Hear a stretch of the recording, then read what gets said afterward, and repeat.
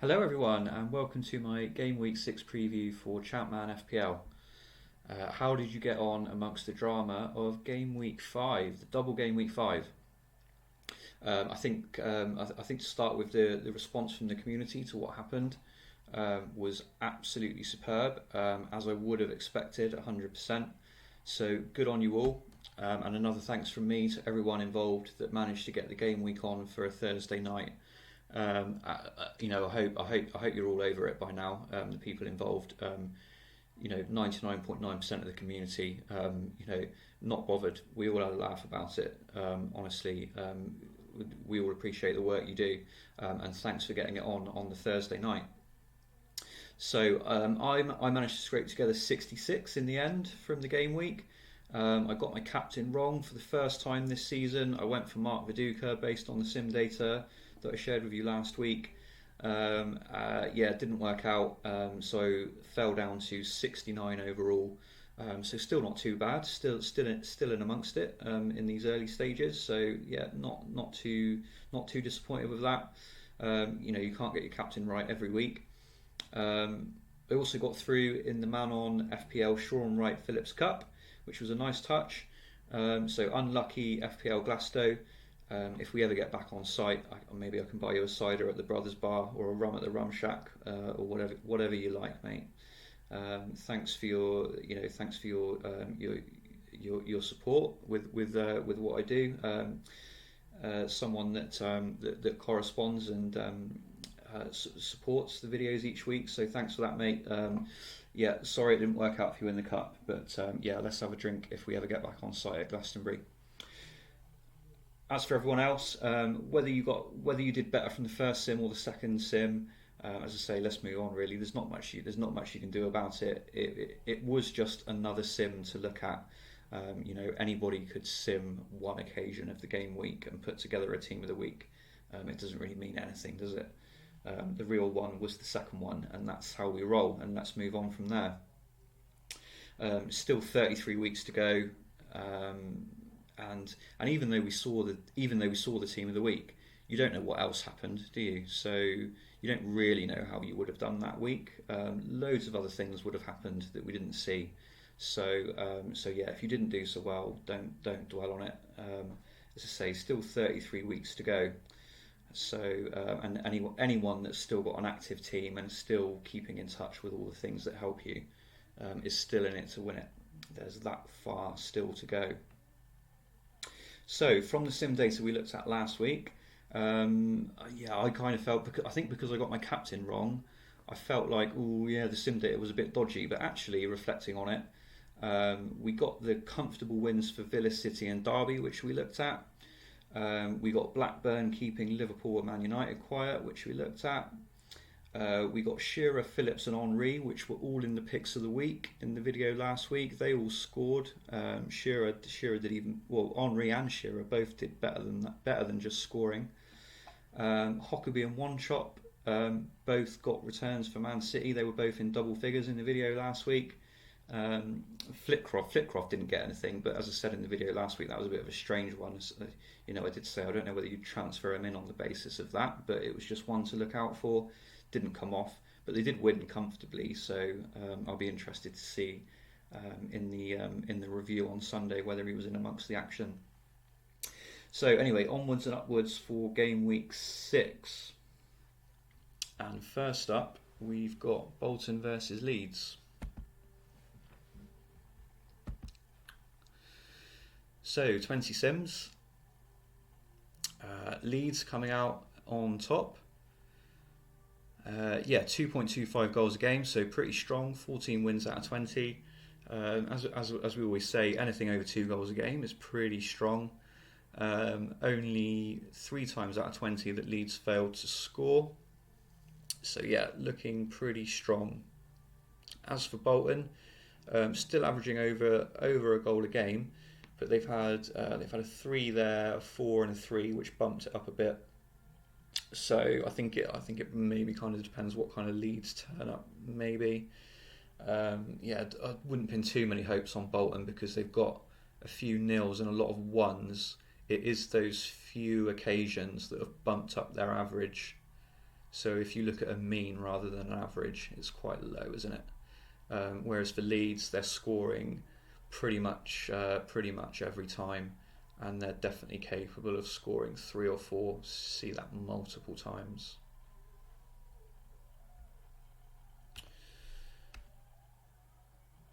Okay, so why might Leeds be doing so well in this game? I think basically it's because Bolton are trying to match them up. This is the formation that Leeds play. So Bolton are just going at them man for man, basically. But they don't have as good a players, do they? So it makes sense that Leeds will come out on top. Statistically speaking, that is the most likely outcome. So the numbers we're seeing there make sense to me. Statistics say that if Bolton try and go toe to toe with them, it's not going to end particularly well. But CM, anything could happen. As always, we're just playing the odds, aren't we? If you look at the data. So player stats, Viduka again. So he blanked in the official game, didn't he? But we saw he did score a brace in Sim 1. So the game hasn't forgotten him. And I just want to stress that it doesn't work like that. We spoke about this with Henri last week. The game looks at it matchup by matchup. It doesn't remember what happened the week before, what happened the sim before, players in form, out of form. It's not that sophisticated. It's just going to look at Bolton versus Leeds and create a result. Viduka has got as much chance this week as he's had any other week, which is a very good chance. So it is a bit of a freak, I would say, that officially he's not returned in so far. It is going to happen eventually. Kuehl looking very good. The note on this is in Sims he plays a variety of positions. So some of these returns would have come from an AMC position, but that's not to say that he didn't do well from a central midfield position, because he absolutely did. Hart and Kelly, as I say, we looked at Bolton's formation. Bolton's fullbacks are going to push on, so this kind of makes sense to me that there's going to be space for Hart and Kelly to get up the other side, so they were relatively even in terms of returns. As always, Hart getting a couple of goals because he could score a penalty or a free kick here and there. But either fullback for Leeds could have some space in this game.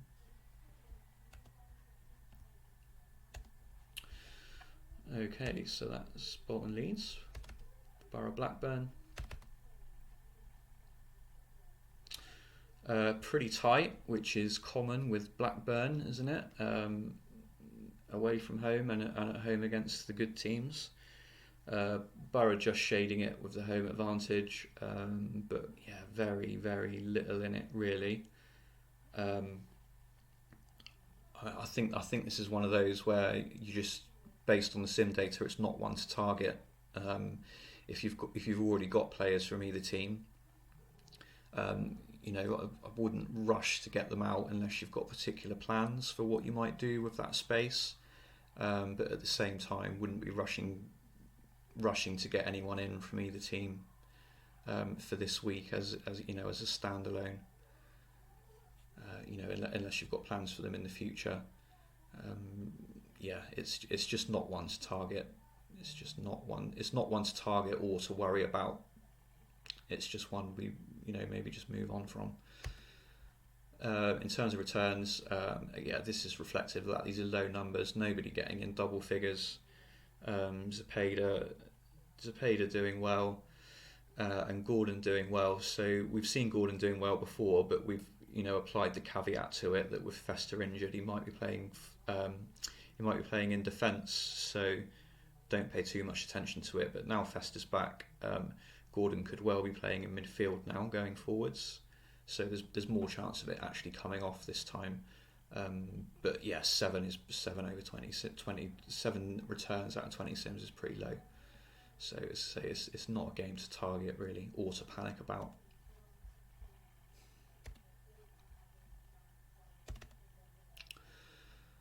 Charlton Villa.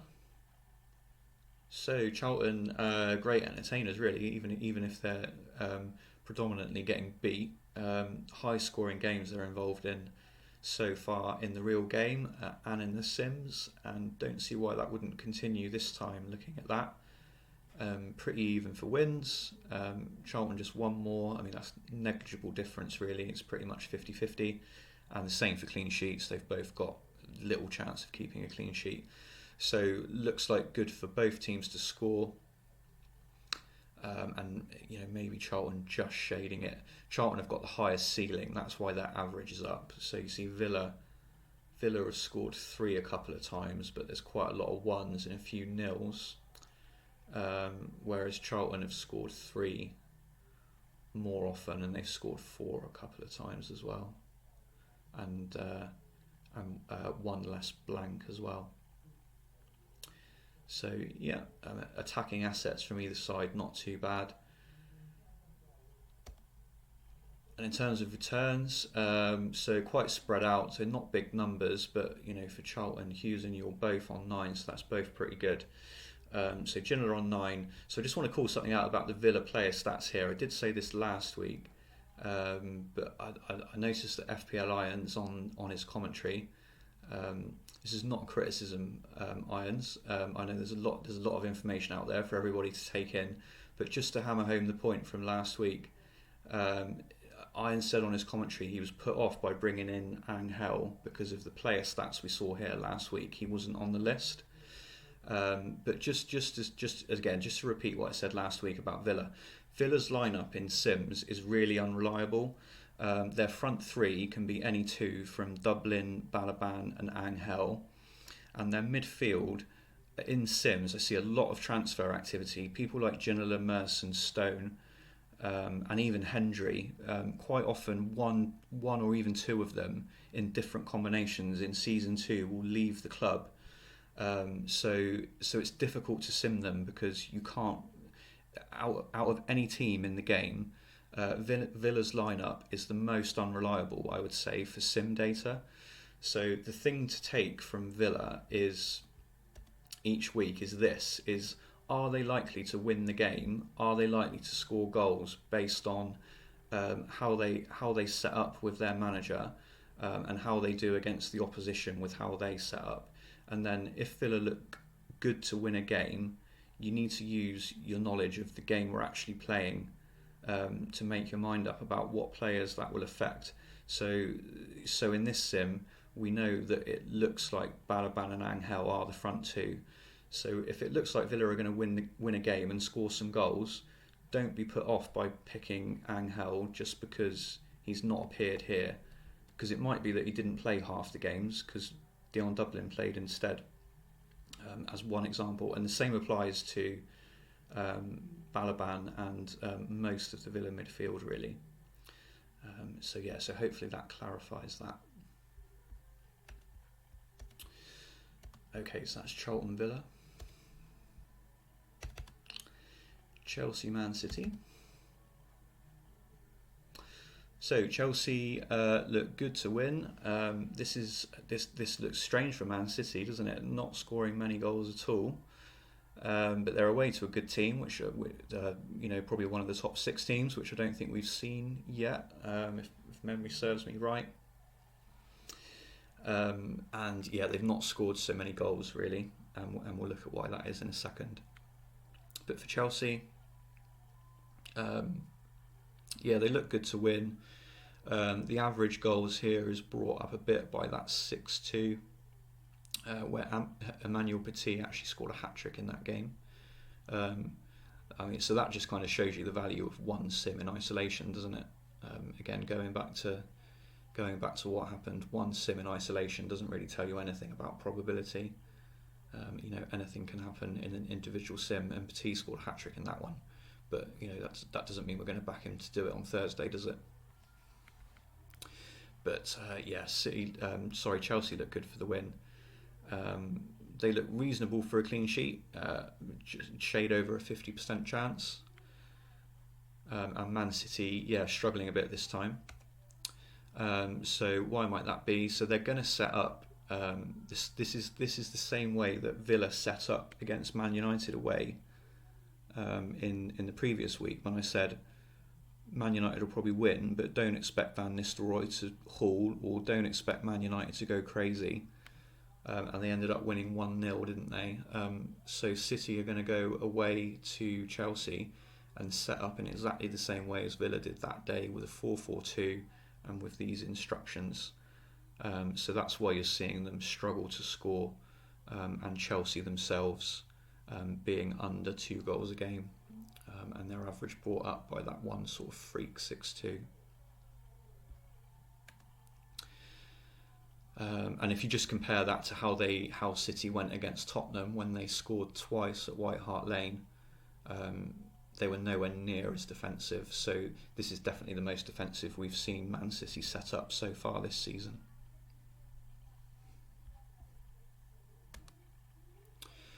And here's the 6-2. Oh, actually, sorry, I'm talking crap. It was Hasselbank that scored a hat-trick. Petit did score a hat-trick in one of the other ones. I think it was one of the ones where they scored 4. It was definitely one of them. He scored a hat-trick. But the reason I shared this screenshot is just to note this. City's new centre-back signing, Hurtado, took a penalty. And he is 19 for set pieces, it looks like. So yeah, that's one to look out for. City's new centre-back could potentially be on penalties.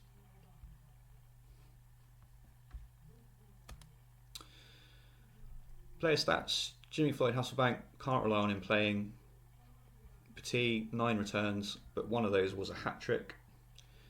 Stanic and Granchar, it's pretty low numbers. As we've said before, Chelsea returns really spread out, can't rely on their lineup. Carboni at the end of the season will be their best midfielder, I'm pretty sure of that. But yeah, nothing massive.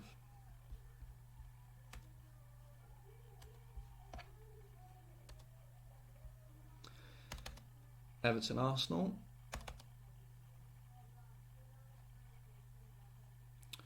Arsenal just shading it, just under 2 goals a game.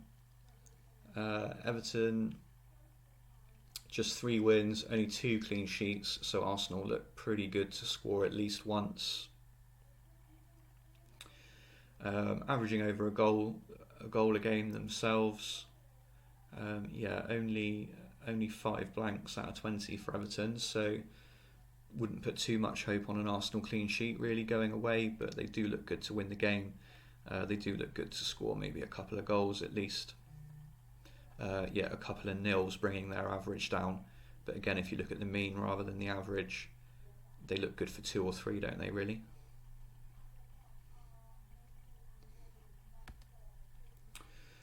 Top returners, Henry again, as you'd expect, in a game where Arsenal were likely to win.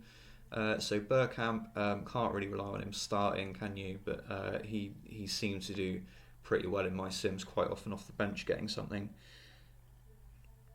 Parler again, there are a few injuries in the Arsenal team at the moment. Albertini and Basidas I think are out, so maybe if Parler gets a chance he could do something. Van Bronckhorst got off the mark, didn't he, against Watford? Really like him as a pick, again, especially with the injuries Arsenal have got at the moment. I think Van Bronckhorst, in the real game is a really good pick considering the injuries.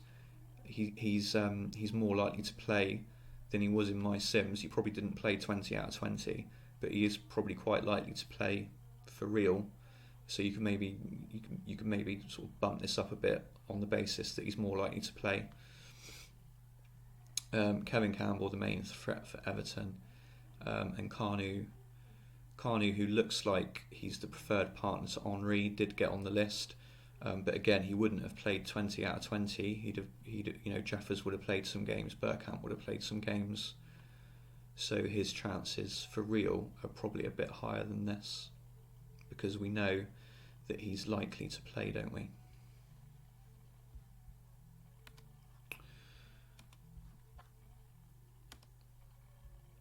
Okay, Ipswich, Sunderland.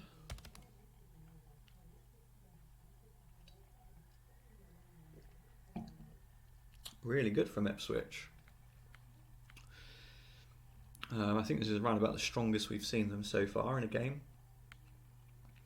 11 wins out of 20, 6 clean sheets, I think is definitely the highest we've seen so far. and they've scored 3 a couple of times there, a 4, another 3, another couple of 3s. So what's that? 1, 2, 3, 4, 5, 6. 6 times they've scored 3 or more. So that's not bad, is it?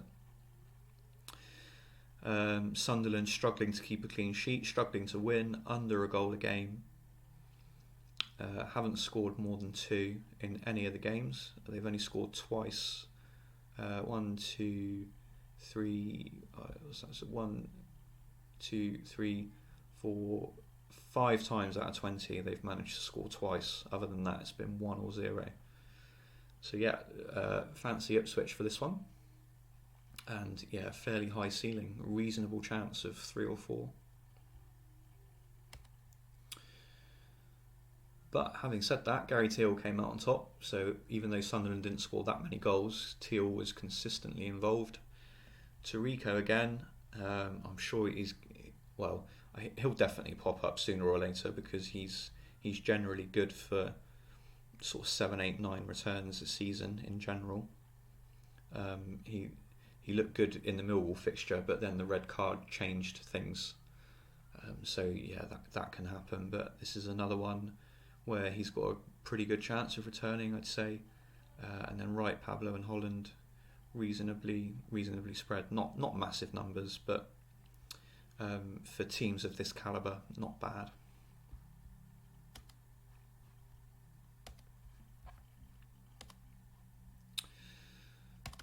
Man United Leicester. So this is an interesting one. Absolutely nothing like Man United versus Villa a couple of weeks ago, because Man United are smashing this, and we'll see why in a second. 2.7 goals a game. That's really high. 17 wins out of 20. Even clean sheets is really high. Leicester really struggling. They've only scored twice on 1 occasion. Other than that, it's 0 or 1. So why are Man United winning this game so more comfortably in Sims than they did against Villa? It's because Leicester are setting up like this. So Villa, when they went to Old Trafford, had men behind the ball, whereas Leicester are not going to do that. That's basically it. They're not going to defend as much as Man United did, even though they're set up defensive. They're not going to sit behind the ball. There'll be more space for Man United to attack, and they're just not good enough to pull it off. So in terms of player returns, Van Nistelrooy absolutely smashing the record for the season that we've seen in these videos, I think, with 22 returns in 20 sims. A bit of a mixture of goals and assists though. He's normally all about goals, but he did get a good number of assists this time. York and Cole, obviously they won't have played 20 sims out of 20, whereas Ruud van Nistelrooy would have been pretty close to it. He'd have probably played 17 or 18 out of 20. York and Cole wouldn't have played that many. It would have been one of them with Ruud, or 2 or 3 occasions where they played together. But even so, they're really high as well. So, if you think you want to pick who's going to play with Ruud, whether it will be York or Cole, I think it's risky. But whichever one of them plays alongside him has got a really good chance. The front two, whoever it is, are really dominating this one. And then from midfield, Ron did pretty well, mixture of goals and assists. And Beckham was the pick of the 2 wingers between him and Giggs. So when I looked at Leicester's formation, as I clicked into the Sims, there were, I think, probably maybe 5 or 6 occasions where Leicester's left midfielder would have an attacking arrow pointing diagonally towards the penalty spot. So maybe that gave Beckham a bit more space, and that's why he came out on top over Giggs, because Giggs was like 3 or 4 returns compared to Beckham. So maybe those games where the Leicester midfielder had that attacking arrow sort of heading away from the wing, maybe that benefited Beckham. But but we can't guarantee that will happen because it didn't happen every time. But if that is how Leicester line up on the night, it will be something to look out for.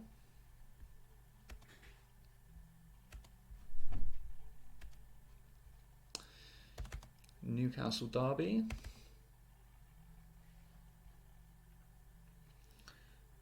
Yeah, Newcastle pretty strong in this. Derby struggling, under a goal a game, pretty poor. Newcastle pushing 2 goals a game, really good. 13 wins out of 20, high chance, around about as high as you're going to get, chance for a clean sheet as well. Newcastle's ceiling, they've hit 3 a couple of times, they've hit a 4 or 5. Lots of 2s. Their average is brought down by a few nils, really. But yeah, again, looking at the mean, they look good to score at least twice, really, don't they, as a mean? And then Derby's average, they've got 3 a couple of times. So, I mean, Newcastle with their long ball formation, it's not really an advisable formation for a Premier League game. It even says that in the manual. So it can go wrong against anybody, and these things can happen. But on balance, Newcastle have got the better players, and they'll probably get away with it and score a couple of goals along the way.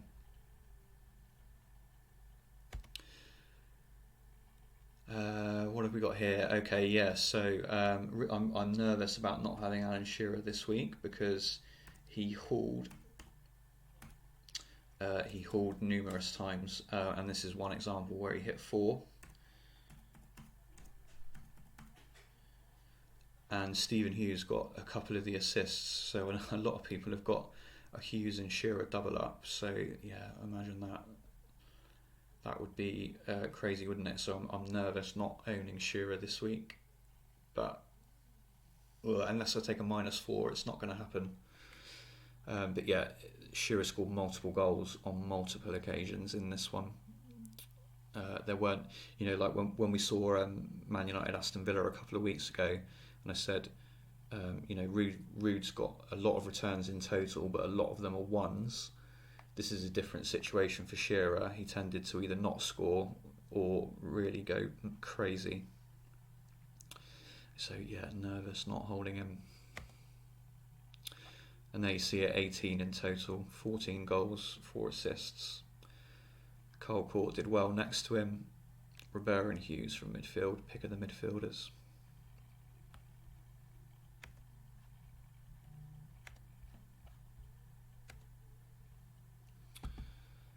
Spurs Millwall.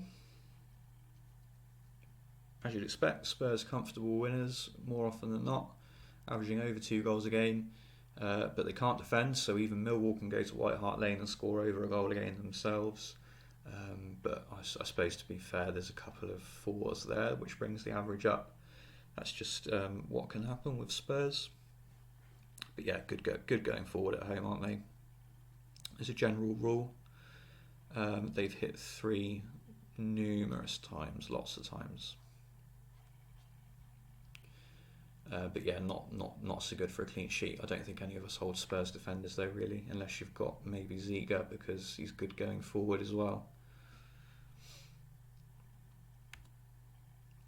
So this is one of the games that Millwall won, and I just thought I'd take the opportunity to highlight what a massive difference red cards can make in the game. Not that you can really predict a red card in advance, but it's just something to look out for in general. Red cards change games massively, and this is a really clear example of it. Leonardson sent off after 20 minutes, and Spurs, who won 15 times out of 20, all of a sudden lose 4-1 at home because they're down to 10 men. That's quite consistently how big a difference a red card can make, especially if it's early on in the game. So again, you can't predict a red card is going to happen, but it's just something to look out for. And in that game, Savarese, who started very well, look at this. Look what after that red card, He had 9 shots, 7 on target. He could easily have come away from that game with 5 goals away from home against Spurs. And if it wasn't for the red card, you just wouldn't. That would be a real anomaly. But when a red card happens, this is the kind of thing you can see. So player stats: Rebrov, Spurs' main man up front, really. A home game they look likely to win, so there he is. Kane for Millwall was fairly consistent. The odd goal they were scoring, as I said, Spurs didn't keep that many clean sheets really. So Kane could get something. The odd consolation return here and there. Davies, Selakovic, Poirier. I mean, that's fairly consistently what you see, isn't it? Spurs midfielders, they're all good picks.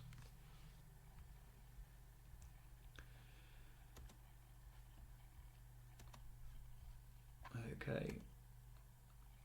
Last game, Watford, Liverpool. Oh, sorry. 20 sims. So Liverpool look good to win. Over 2 goals a game again. So lots of teams with over 2 goals a game this week, aren't there? Lots of opportunities out there.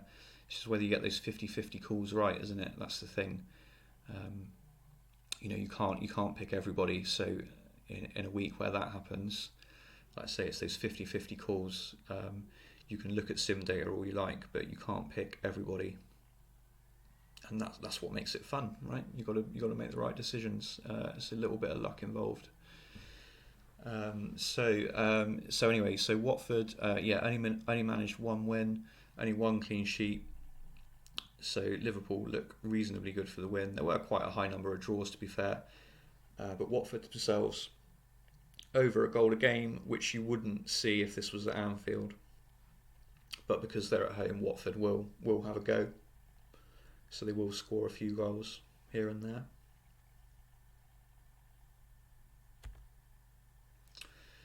And in terms of returns, Owen, he got something at least for the people that had the double. He started both games and got a goal, didn't he? So that's not too bad for a captain pick.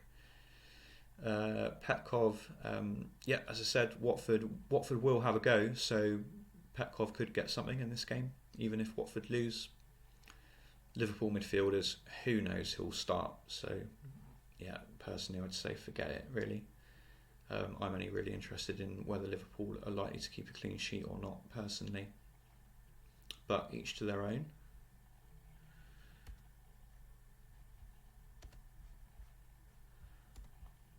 So that's the fixtures. So the picks of the week then. So RVN out on top. First time this season we've seen someone hit over 22 returns in 20 sims. So I'll be using my transfer to quit while I'm ahead on Henri, who got me 2 goals, and I'll be getting Ruud van Nistelrooy straight back in, and that means that I will be without Shearer, which does make me nervous. But as I said, you can't pick everyone. Viduka will be in my team, so at least that's something. As I said, the game doesn't account for form. He's got just as good a chance this week as any other week, which is a very good chance. Kuhl, Henri and Rebrov round off the picks of the week this week. So that's it. Good luck, everybody. Sean Wright Phillips Cup, who have I got? I've got FPL Richie, so good luck to you, mate. You seem like one of the good guys out there. I appreciate your interaction and support on Twitter. So, may the best team win on the night. FPL Richie, good luck, mate. And good luck to all of you. Thanks, everybody. See you next week.